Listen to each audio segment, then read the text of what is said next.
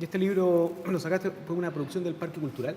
Miti Miti, el Parque Cultural puso la mitad y yo la otra mitad. ¿Y esto, cuántos años de tu trayectoria más o menos? Hay como 22 años. 22 años. Sí. Pintando solamente. ¿Cuánto tiempo? Que ahí toma desde el primer día que me hice un retrato el 31 de diciembre, que fue el año 92, hasta el último. Entonces, Bueno, antes de comenzar yo te tengo que presentar, ya. ¿cierto? Aquí tengo frente a mí a Gonzalo Lavaca, un pintor ultra hiper, que ya es parte icónica, digamos, de Valparaíso, ¿cierto? Cuando se habla de referencias pictóricas en Valparaíso, siempre es Gonzalo y Lavaca. Bueno, con él vamos a hablar después, digamos, la presentación de comercial acá en Arte y Parte.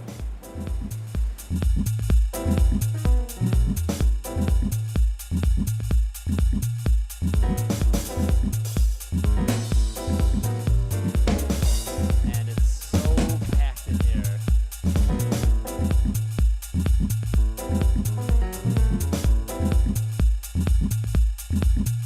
The band sounds great. Double penny whistle tracks. Gonzalo,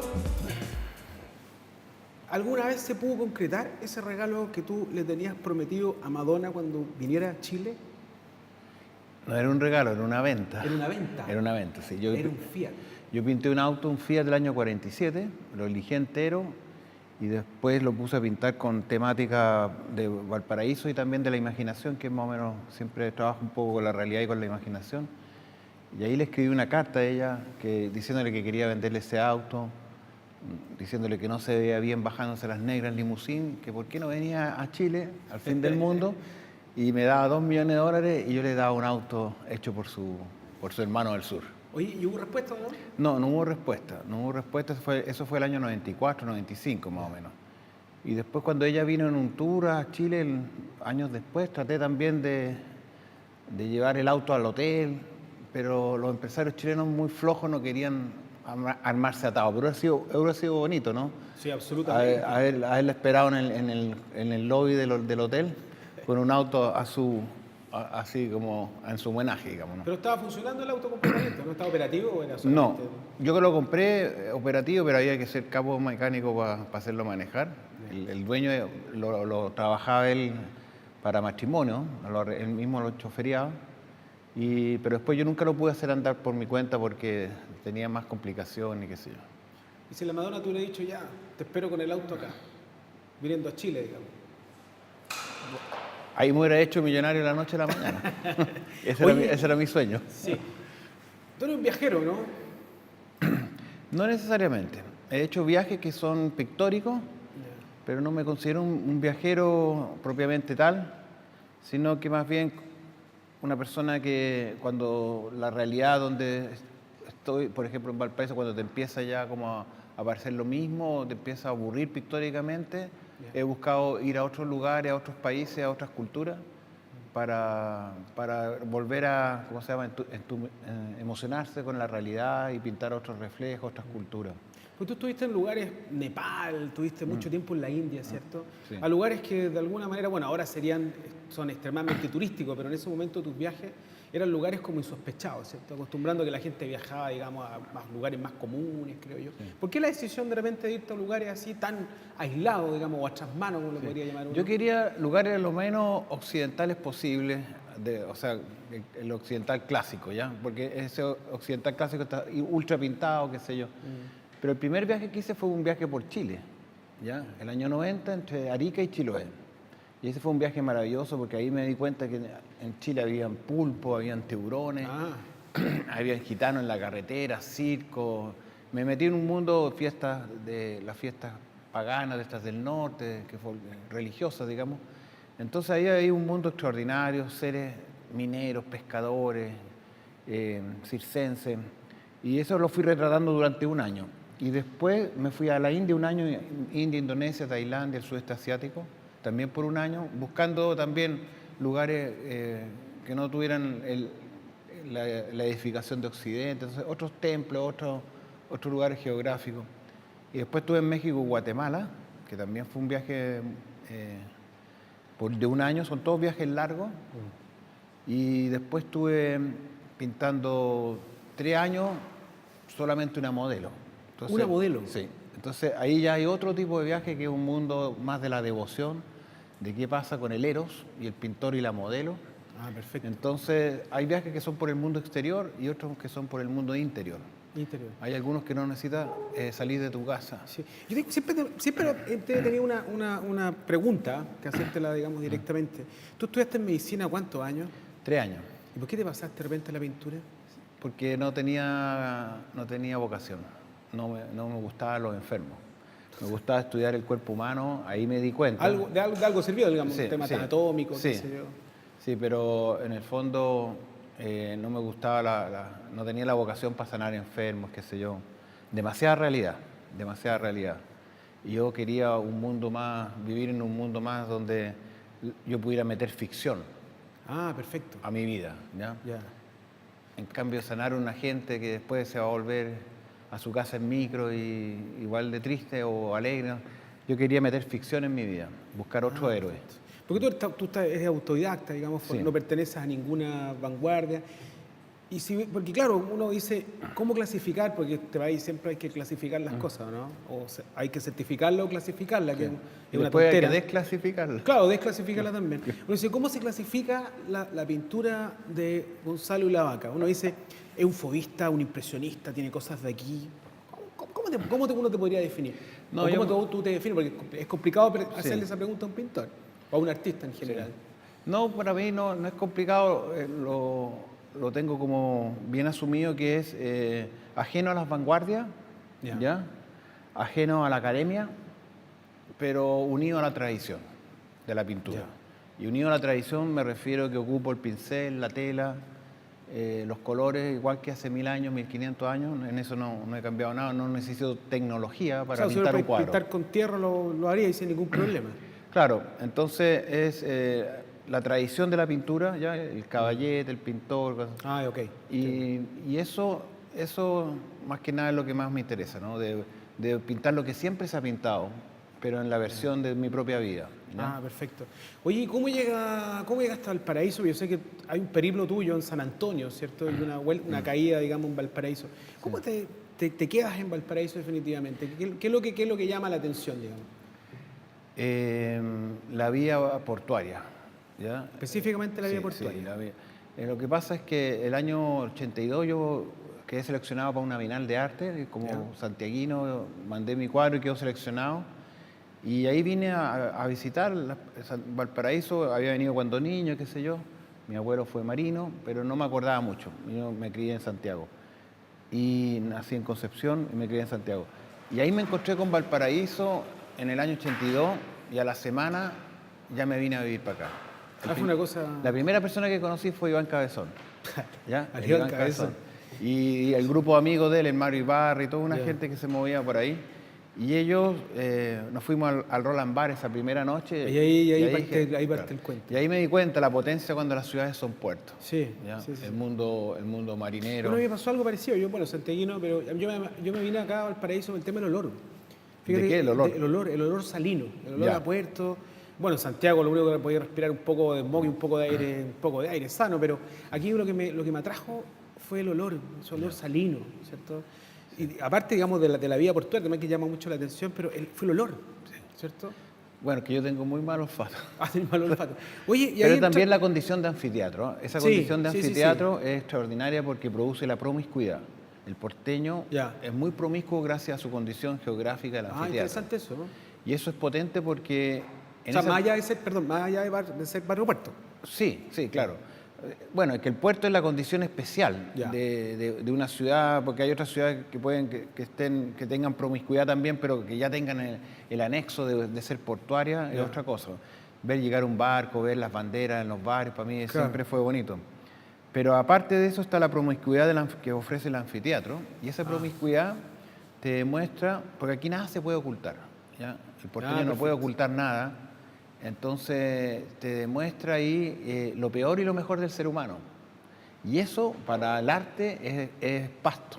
La condición humana, como La le condición llaman. humana, esa cuestión lo que más siempre atrae al arte es donde hay condiciones, donde hay experiencias humanas vitales. Ya, perfecto. Y el porteño, como no puede esconder, o no quiere esconder tampoco su realidad, ¿ya? Lo mejor y lo peor te lo demuestra. ¿ya? Ya. Entonces eso es maravilloso para alguien como un pintor que lo que hace es buscar experiencia en la comunidad. Y observar también. Claro, sí, pero es que es un observar. Lo que pasa es que yo pienso que hay que observar con el corazón. Claro. No, perdón, mirar con el corazón, hay que pensar con los ojos y amar con las manos. Ah, bonito. Entonces, cuando yo estoy mirando, en el fondo yo estoy pensando, ¿ya?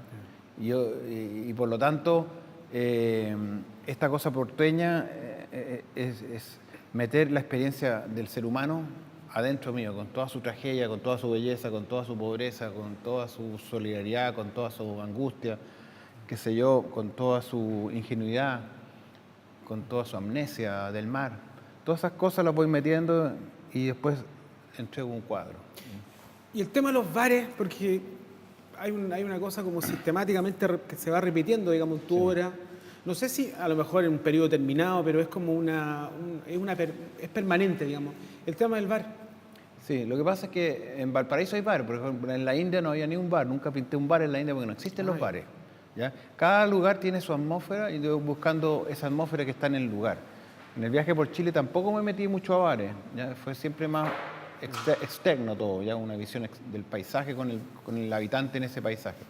En cambio, en Valparaíso tiene la condición del bar que es muy potente porque es una escuela también de emociones y de experiencia, pero también está la cosa visual, sobre todo el mundo portuario de los bares de marino, donde hay banderas, donde hay amor, donde está la cosa del sexo y el ero muy presente entre lo femenino y lo masculino, ¿cachai? La bandera y el mesón, la chica de la noche con el marinero, la música y el baile, etcétera, etcétera. Entonces hay toda una mezcla erótica que es muy atractiva y el pintor con su cajita de pintura produce una especie de confianza en las personas que están en el lugar. Y cuando no hay barco, cuando no habían barcos o no habían marineros, las chicas te contaban su vida. Entonces yo iba retroalimentándome mi espíritu con las vidas de ellas. Y no solamente estaba pintando el bar y la perspectiva del bar y las banderas del bar, sino que estaba aprendiendo de un mundo que yo desconocía completamente. Oye, otra cosa, digamos que también el tema, y tú eres uno de los pintores que de alguna manera está permanentemente vendiéndose y permanentemente exponiendo mucho. ¿En qué está Gonzalo ahora? O sea, yo he visto unos cuadros tuyos en la Galería Utópica. Claro. Y me ha sorprendido, digamos, de pasar, porque tú antes eras una cosa fobista, ¿cierto? El tema de los bares, personajes, ¿cierto? Pero de repente me encontré con una pintura con fondos únicos, ¿cierto? Y con íconos, ¿cierto? Con letras, cosas como muy pequeñas, digamos. Sí. ¿Eso obedece a básicamente una cuestión netamente mercado? Perdón que te lo pregunto. ¿O obedece, digamos, alguna mirada tuya nueva sobre esta...? O sea, ¿cómo replantearse como artista constantemente? Mira, el mercado no tiene nada que ver en esto porque la gracia del arte para mí es que el arte genera mercado y no el mercado genera arte. Ah, ¿Ya? Okay. Y cuando el mercado empieza a generar arte, ahí viene la disolución o la decadencia de una época, de un periodo. Entonces, todo el siglo pasado el arte fue provocando y adhiriendo al mercado hacia sí mismo. Los Rolling Stones no fueron por el mercado iba hacia ellos. Y por lo tanto ese arte no era colonizable en el sentido de que los artistas seguían haciendo lo que ellos querían. Incluso muchas veces iban fuera de la ley y el mercado igual los seguía a ellos. Entonces yo creo que la misión del arte es un poco eso, ¿ya? De que no es que esté enemiga del mercado, sino que al contrario, el mercado la sigue, la seduce. Él seduce el mercado, el arte seduce el mercado y eso es muy potente porque produce cambio en la sociedad, ¿ya? Si no pasa eso es al revés, si el mercado domina al artista, no hay cambio. No, aparte que te volvés loco también. Claro. ¿No? Entonces, eso por un lado. Segundo, yo siempre he vivido de mi pintura. Tengo la suerte que a la gente le gusta mi pintura y tampoco soy un pintor caro, ¿ya? Soy un pintor que yo me considero más o menos barato comparado con el mercado. Con el mercado, claro. Sí, eso porque a mí me interesa vivir de la pintura más que ganar de la pintura, me interesa vivir de la pintura. Y por lo tanto, si yo soy barato y soy un pintor rápido de pintar, he tenido la suerte que se han ido vendiendo mis cuadros. Por lo tanto, siempre he tenido la suerte de vivir de mi pintura. Y con respecto a las temáticas, Sí. depende dónde estoy pintando está la temática. A veces en el mundo externo, como te decía, estos viajes, y otras veces son en el mundo interno. Tengo muchos cuadros que son pequeños cuadros, que son como del inconsciente, que son cuando el jazz se improvisa en el jazz. Bueno, Claro. yo improviso mucho en esos cuadros, son cuadros chicos que me permiten una rapidez y tener una posibilidad de pintar sin saber a dónde voy a llegar ni qué quiero buscar. Y salen símbolos que dices tú y yo los dejo Claro. aparecer. Dejo aparecer esos símbolos y no sé qué significan. Entonces, eso es por un lado de la mente. Y ahora, bueno, este año expuse en Puente Alto, se inauguró un centro cultural y ahí se llevó una exposición. Ahora también me invitaron a Punta Arenas a exponer en noviembre, voy a ir a exponer a Punta Arenas. Y estoy preparando últimamente una temática que son el libro del hambre, que estoy haciendo un libro pero pintado, ¿ya? A mano, escrito a mano y pintado a mano. Oye, una pregunta. ¿Los autorretratos los vendes o no también? ¿O se guardan para ti? Los guardo. Tú tienes un tema, que cada todos los años te pintas un autorretrato. Sí, en los 31 de diciembre de cada año yo me hago un autorretrato.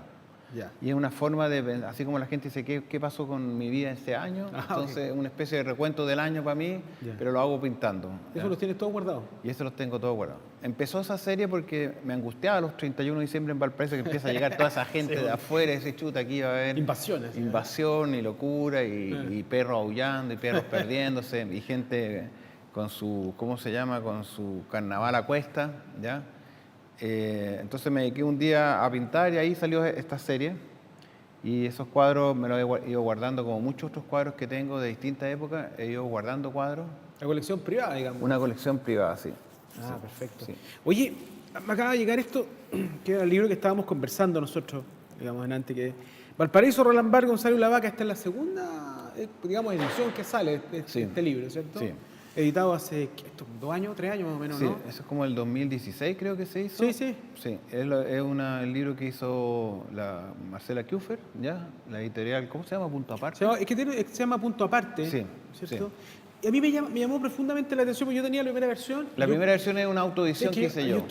Yo sospecho que me la robaron, en alguna parte me la Ya. robaron, porque era más chiquitita, era blanca, Sí. salía en una pintura tuya en la portada. Bueno, ahora también... Sí, es la misma hay pintura. Es la misma pintura. Sí, es la misma pintura. Ahora es más grande, más extendida y todo. Pero cuando yo al leerlo, me pareció que tengo la sensación de que es como Valparaíso, ¿no? Porque estos son puros retazos de historias, de personajes, ¿cierto? Hay una declaración jurada que me llamó muchísimo la atención tuya acerca cuando se quema el Roland Barthes, ¿no? Sí, sí, El 94 fue. Sí. Es lo que decía delante yo, que cuando uno está pintando en Valparaíso Ya. y el porteño es tan hábil en saber comunicar su existencia, que te empieza a contar historias, y si tú tienes, qué sé yo, estás pendiente, empiezan a salir unas historias que son literarias y no son pictóricas para pintarlas. Entonces yo fui coleccionando esas pequeñas historias y escribí ese libro a raíz Ya. de eso, ¿no? De qué pasaba en el Roland Barthes, pero también de personajes porteños Sí, sí, hay muchos que me fui personajes. conociendo por aquí y por allá. Desde el señor que vende un pescado en tu barrio hasta un señor que arregla flipper o qué sé yo. Sí, es el que tenía el famoso cuadro de...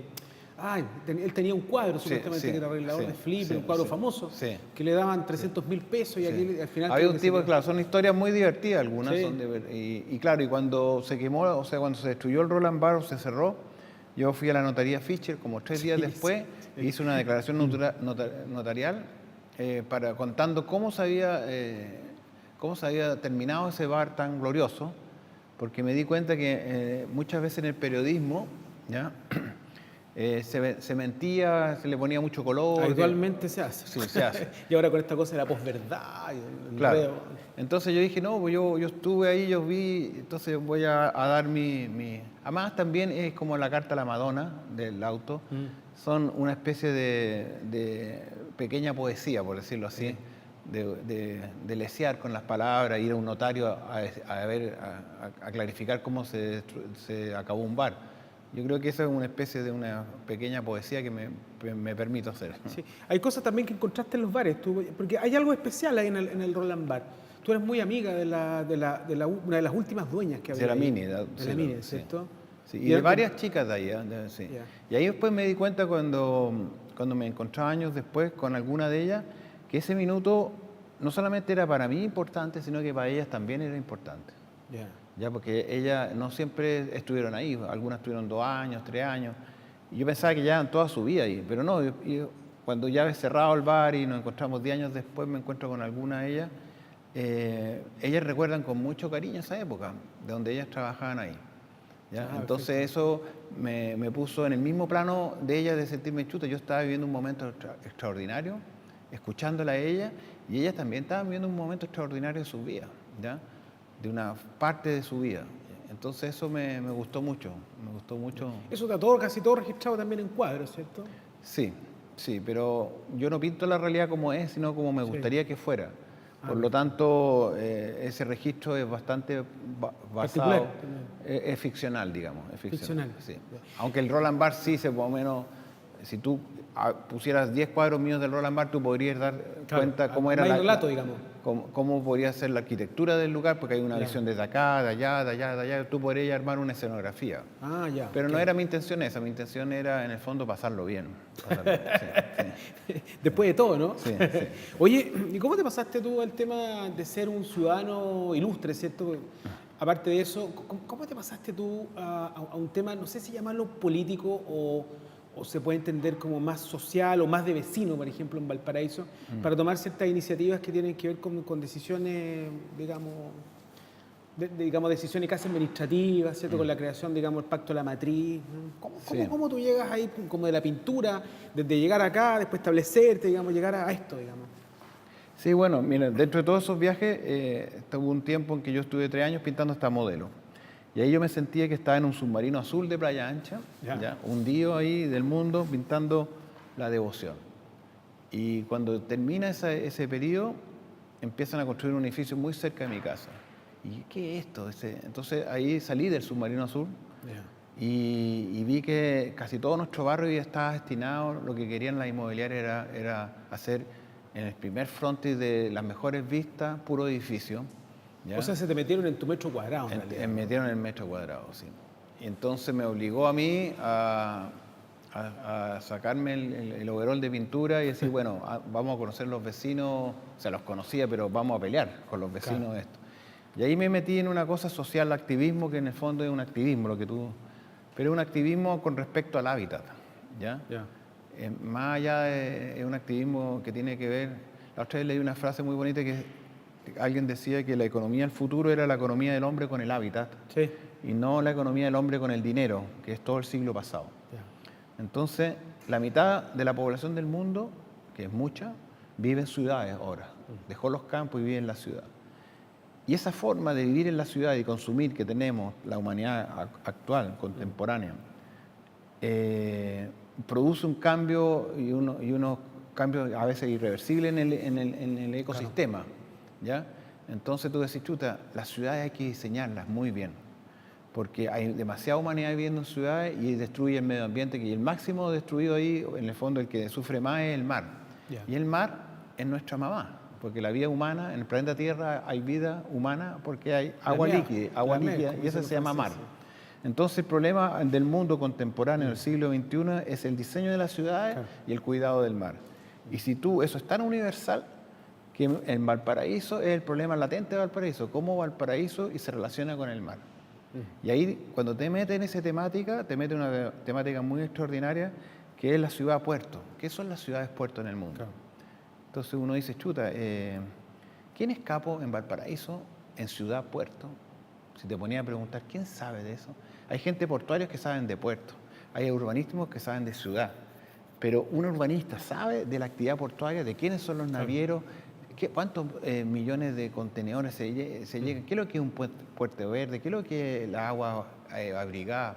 Y al mismo tiempo los portuarios, el mundo portuario sabe los portuarios de que en las ciudades del mundo, que son ciudades puertos, hay todas unas ordenanzas para diseñar bien el puerto, el crecimiento del puerto con el crecimiento de la ciudad.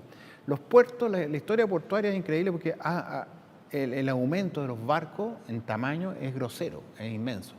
Y el aumento de cantidad de carga en contenedores es tremendo. Y eso implica que todos los puertos actuales quedaron pequeños para esos grandes. Tuviste que hace poco botaron una grúa en TPS, porque la grúa ya no es tan grande para el barco que viene. Entonces, ese gigantismo que necesita agua abrigada nueva, mucho acceso, buen acceso, áreas de acopio para toda esa cantidad de contenedores, unas grúas gigantes, todo eso genera en la ciudad que tiene un puerto externalidades negativas potentes Claro. porque es demasiado gigante. Es un tema digamos, de sobredimensión. Es también. una cuestión de diseño. Claro. Entonces, otras ciudades del mundo, hace 20, 30 años, ya empezaron a preocuparse de esto porque cacharon que el volumen y las externalidades negativas ambientales, económicas en otros rubros son súper importantes. Y esa cosa en Valparaíso no se ha hecho. Gonzalo, como para ir, ¿cómo ves tú Valparaíso un tiempo más como pintor, como artista? ¿Cómo lo ves tú? Mira, yo no sé en un tiempo más, pero como lo veo ahora, que para mí es la Edad Media en el siglo XXI. Valparaíso para mí es la Edad Media del siglo XXI. ¿En qué se refiere eso? En ese abandono, en esa ruina, en ese amor por la ruina, en los perros vagos. Es como esas películas de Fellini de la Edad Media, del séptimo sello, ¿ya? Claro. El amor por el fuego, ¿ya? Que todo se quema. Todo se quema. Entonces yo veo como... Y eso es muy atractivo también en el sentido de que, chuta, una ciudad de la Edad Media en el siglo XXI es...